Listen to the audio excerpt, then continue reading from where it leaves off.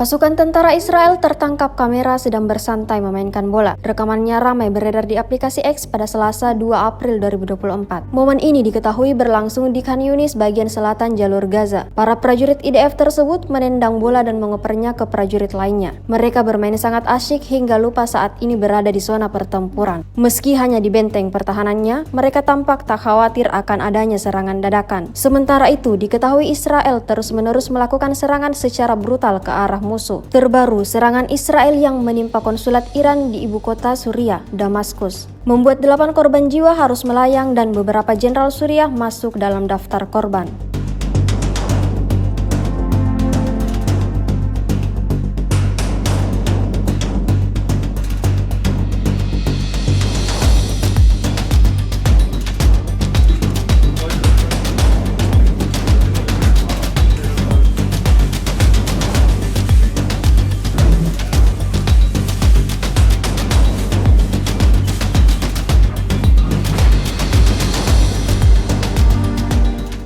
Download Tribun X sekarang, menghadirkan lokal menjadi Indonesia.